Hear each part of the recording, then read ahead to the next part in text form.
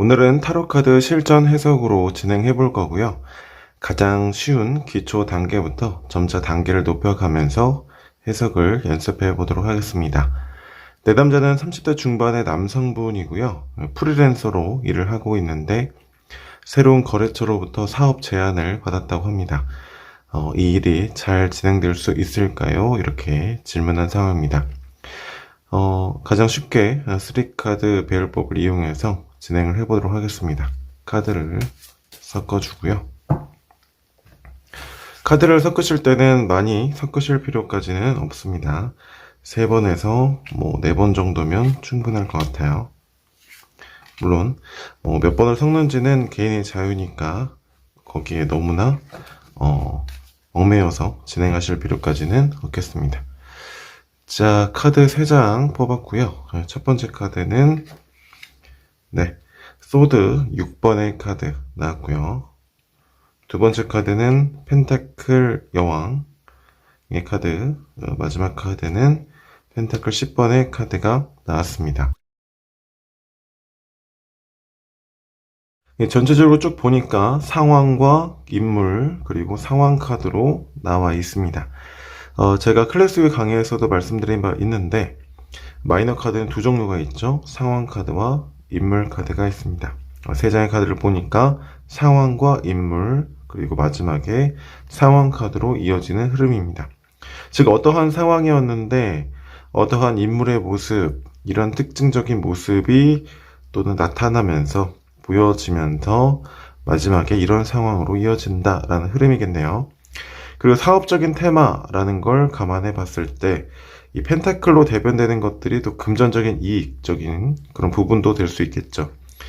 그런 관점에서 본다면 어쨌든 큰 흐름으로 봤을 때도 좀 좋은 방향으로 이어지는 큰 흐름이다, 이렇게 볼 수 있겠습니다. 첫 번째 상황을 보니까요, 배가 강 건너편으로 이동하고 있고 배에는 검 6자루가 거꾸로 꽂혀 있습니다.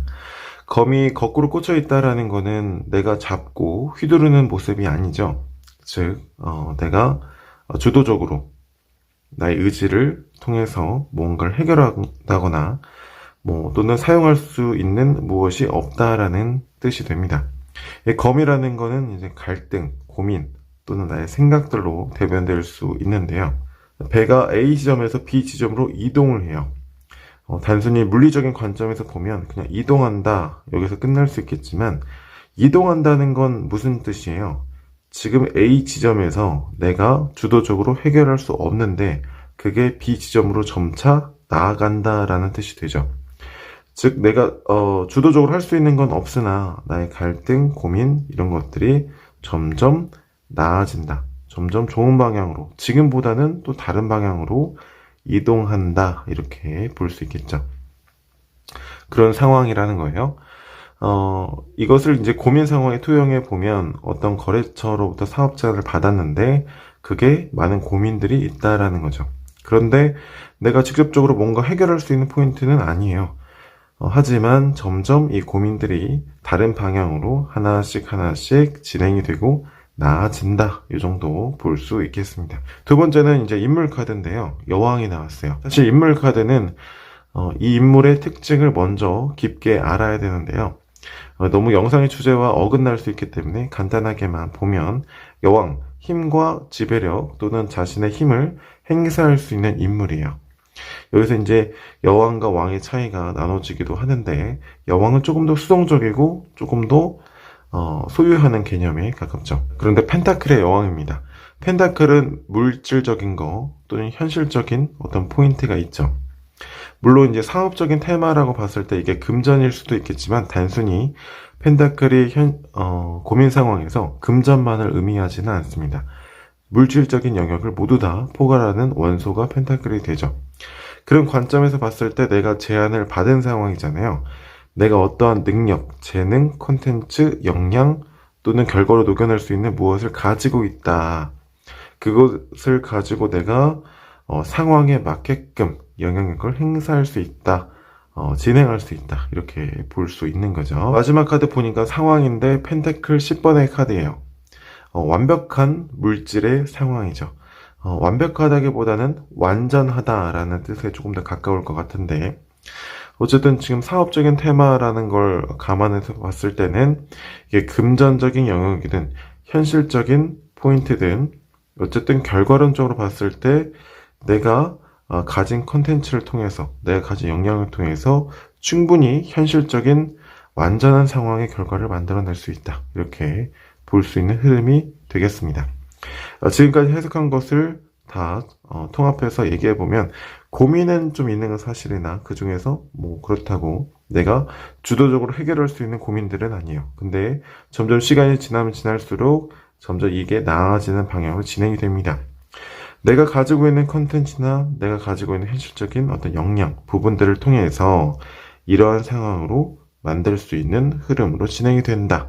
그 상황은 어떤 상황이냐면, 펜타클은 현실, 물질적인 영역을 총괄하는 원소이기 때문에 이 고민 상황을 통해서 본다면 대단히 좋은 결과물을 얻을 수 있는 흐름입니다. 이렇게 해석할 수 있습니다.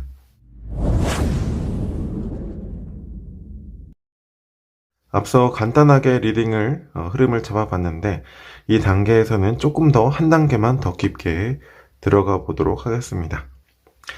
자, 전체적으로 카드를 보니까 소드라는 원소와 펜타클의 원소로 나누어져서 나왔어요. 타로 카드 책을 보면 소드를 겨울, 뭐 펜타클을 가을 이렇게 분류해서 보는 관점도 있고, 또 펜타클을 결과물이다, 또는 뭐 완드를 농노, 노동자 계층이다, 계급이다 이렇게 보는 관점도 있는데, 어떤 것을 맞고 어떤 것을 틀렸다기보다는 그냥 이제 사원소를 바라보는 안경, 그 관점일 뿐입니다.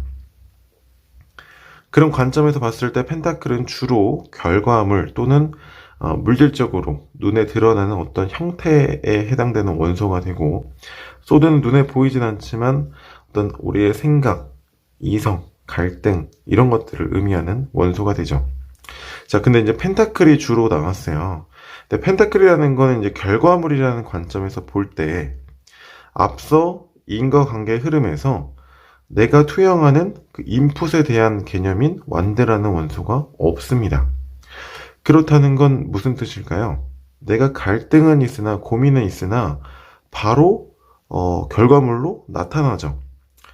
물론 이 안에서도 내가 이미 결과물을 가지고 있다 이렇게도 볼 수 있겠지만, 어쨌든 큰 관점에서 본다면 뭐 인풋이라는 부분이 크게 드러나진 않았습니다.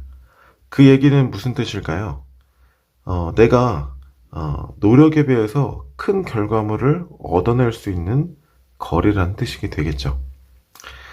분명히 이분이 고민도 들고 물론 뭐 전혀 뭐 어떤 노력도 안 하는 건 아니겠죠. 근데 이미 가운데 카드를 보면은 이미 내가 가지고 있는, 소유하고 있는 그것으로 인해서 바로 결과물로 만들어낼 수 있는, 즉 내 고민에 비해서 내가 노동량을 많이 투입할 필요가 없는, 이미 가지고 있는 것을 녹여내기만 해도 결과물이 되는 거래다 이렇게 볼 수 있는 거죠. 내담자가 너무 고민에 휩싸일 필요가 없다라는 뜻이 되는 거예요. 여기까지 보면은 또 내담자가 왜 고민이 드는지, 무엇을 고민하고 있는지 궁금해질 수 있죠. 그 포인트는 이 카드의 전개 상황에 있습니다. 이 세 장의 카드를 보니까 상황에서 상황으로 이어지는데 가운데 인물 카드만 다른 카드가 나와 있죠. 즉, 이 인물 카드의 어떤 특징이나 주요 포인트라고 볼 수 있는데요. 여왕과 왕의 차이는 이제 여왕은 상황에 조금 더 무게를 두는 관점이 있습니다. 그렇기 때문에 상황을 먼저 더 중시하고 상황에 무게가 실려 있어서 내가 수용하고 수동적인 성질이 같이 따라오는 거죠. 상업적인 거래에 바로 녹여낼 수 있는 상업적인 콘텐츠, 이미 완성되어 있는 것은 있으나 뭐가 고민이에요? 상황적인 게 고민이라는 거죠. 그게 무슨 얘기냐면 내가 이 상업적인 거래에 투영할 수 있는 게 없어서 또는 뭔가 노력을 해야 되는 게 문제가 아니라 이 상황에 내가 수용하고 수동적으로 내가 가진 것을 투영하는 것이 맞나라는 물음표라는 거예요. 이렇게 또 맥락을 잡을 수 있는 이유가 그 마지막 카드의 펜타클 10번은 사실 흐름으로 보면은 물질적인 영역에서는 너무나 좋죠. 펜타클로서는 완전할지 모르지만 그만큼 반대급부도 있는 거거든요.